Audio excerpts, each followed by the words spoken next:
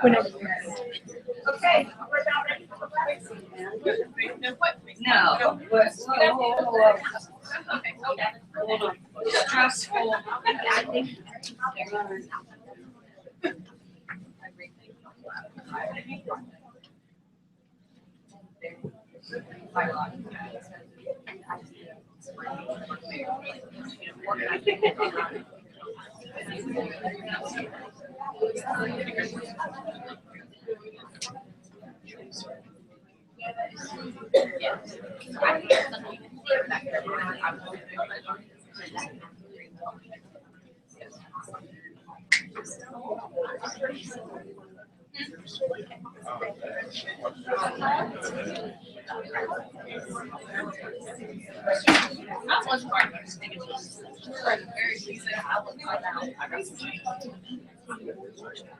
Never heard it.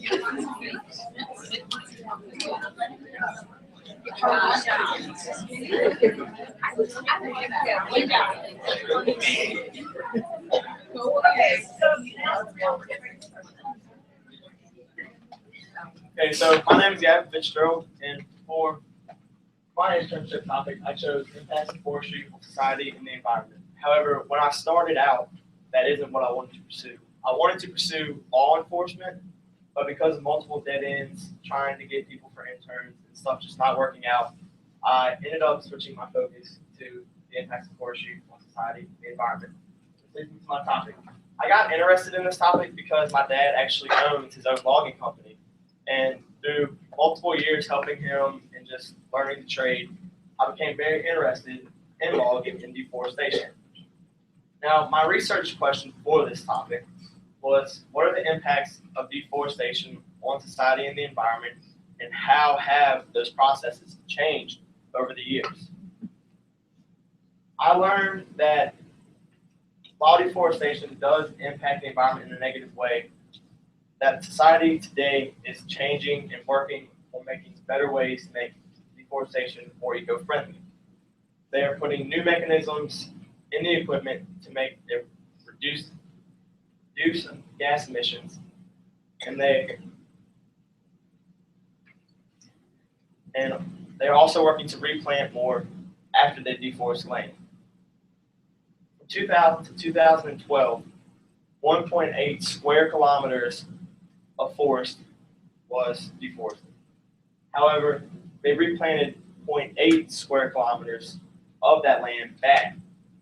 So society today is working to make deforestation less harmful. Now, for my internship, I worked with Derek Kaiser, who Miss Perry actually connected me with. He works for the Amherst branch office of the Virginia Department of Forestry. He got his education for forestry from Dabney Lancaster up near West Virginia. Now, for my internship, we did multiple things. Mostly, I shadowed Derek at his job.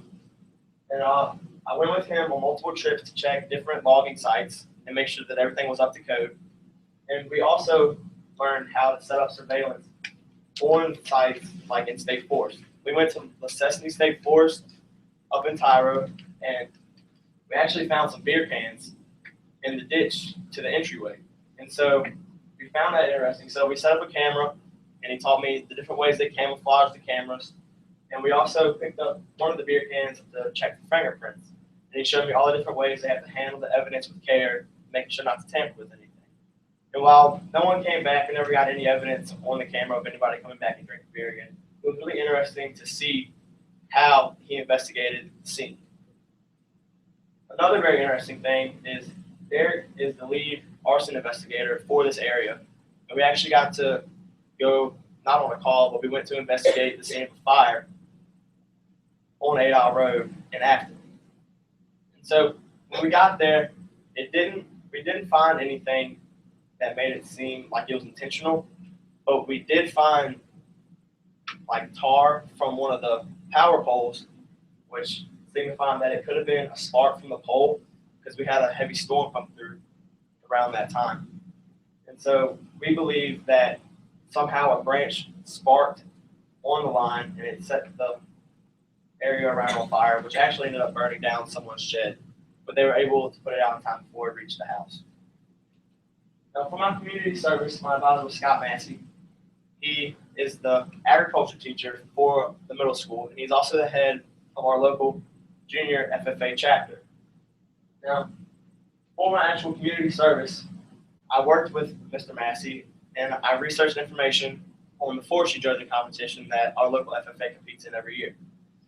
And the actual point of my community service was I made a website for that event, which listed all the different sections of the event, and also listed all the different, for this event, they have to know a list of trees, a list of equipment, and they also need to know how to take the volume of those trees. And they need to know how to manage like a tract of timber and be able to judge which trees they need to leave and which trees they need to remove. And so for my site, I had all the different events listed. I had all the objectives of the forestry competition, and I also had multiple presentation slides to help them study. And my legacy for this was so that they can be able to study on the go, because normally they have giant binders and books full of information.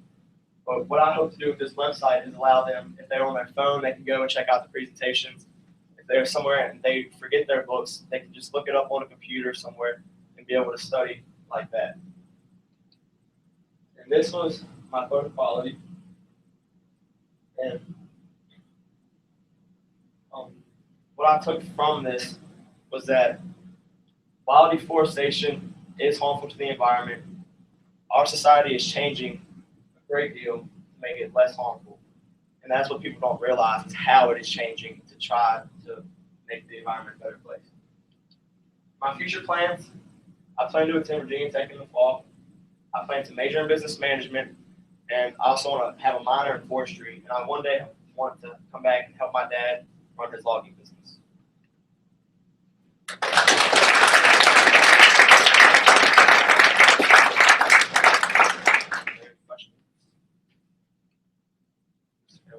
Yeah, and where can you describe like one or more of the specific techniques that are being used now that are kind of new that help with? You mentioned replanting. Are there anything else that you saw that I learned about? Well, the older methods, like that they used probably in the early 1900s, or before then, was they would just go in and they would take the best trees that they saw and they would just harvest those and leave the rest. They would leave all the undesirable trees. But what they were seeing was, as time progressed and all the undesirable trees were left, that they were producing less and less desirable harvest of timber because all of the good trees with the good qualities are gone. And now what they're doing is, most of the time they'll take the less desirable trees and they'll thin out all of the undesirable trees and they'll leave the best trees to improve the quality of the stand at a later date. And also another method or process is they'll go in and they'll clear cut and they'll remove almost all the trees, then they'll come back and they'll replant so that they'll have another harvest again in like 15 to 20 years. Okay. Do you think that society is changing to rely less on deforestation, or are you saying more to combat it, right? It's not really relying less on it because deforestation, it provides us with so many different things. I mean, houses, you have to have wood for houses, and then you need the paper chip, you need the wood chips that are harvested. You need those chips in order to make paper and stuff like that. So it's not really changing to rely less on it. It's just changing to make it less harmful for the environment. So I know that your dad's in the logging business. Because it takes so long for trees to reproduce and grow, from your perspective, from you and your dad, what effects do you see him doing locally to help prevent some of these concerns that citizens have? I mean, like I said, the reforestation is the biggest part, but because it does take so long, you have to take into consideration that there's a lot of wooded area around. And so he's always moving from track to track, and he's not staying in like one centralized location. He's all over the county, and he's also in all the surrounding counties as well. So, I mean, he's deforesting in different spots and then replanting. By the time he gets back around, the timber's already grown up to be harvested. Is there a law that says you can only do stuff in a certain area? Not really, but I mean, it's not really all. When you're talking about deforestation, are you talking about selective cutting? Do you consider that deforestation as well? Or do you consider selective cutting actually helping? I mean, it's considered a type of deforestation, but in some ways it does help the forest a lot because it removes the less desirable trees. But technically, it's classified as deforestation because it is the removal of trees. Is most of the replanting done with pines or like evergreens rather than Most of the trees that are replanted are loblolly pines because they grow back so fast and they're more resistant to a lot of the diseases that are here locally. So that is the main tree that is replanted back. Are they resistant to the bark beetle? Honestly, I don't know the answer to that. I could really get back Because to you. monoculture planting in itself has issues. Yeah, because you have one disease and they can wipe out the whole stand. Yeah. What'd your research say about that? Honestly, I didn't really come across that much. Take it into consideration. Also, wouldn't it affect the wildlife that can thrive? Yes, it does. Which is another reason. There's also urban reforestation, which is the replanting of trees around big cities because of the problem of wildlife. When they take away their habitat, they tend to see like an increase of like sightings in those urban areas. So they're trying to replant more forests so that it reduces the harm to the wildlife so they can still have a place to live. And would that not be just wildlife? That would be different kind of, like a more varied forest. Yeah, that would be different because it's not exactly intended to be harvested again. So that would they would plant back with like oaks and pines have a different variety to provide for the wildlife. So does your father do some of that? Mostly he does replanting of loblolly because of the people that he like contracts for. Like the people that he contracts for are the timber companies that like sawmills and stuff. And so they kind of have a say in like what is coming back and what's not because it's new. And I don't know if you researched at all to the loss of rainforests in the whole globe. You know, did you look into any of that and how that's increasing and it causes more global warming? Mainly my research was focused more locally, like especially within Virginia, but also the United States. So I didn't really delve as deep into like rainforest and stuff.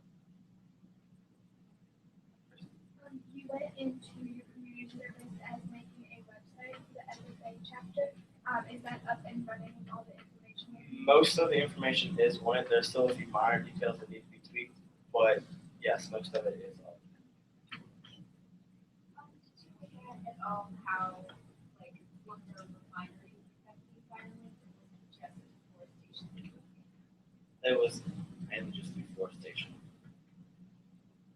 With the clear cutting that you mentioned, any look at soil erosion, sediment, drainage into Bays, it's been that watershed. I didn't really look into, per se, the Chesapeake Bay. That is one of the reasons that they reforest is because of land erosion. So that helps with that as well. Is there some monitoring that happens after a clear cut? Not particularly. They have to leave a buffer around the waterways. Most of the time, it's a 50-foot buffer of trees that they don't touch because of water regulations. But there's not really monitoring. On the website, anything, will that need to be updated each year?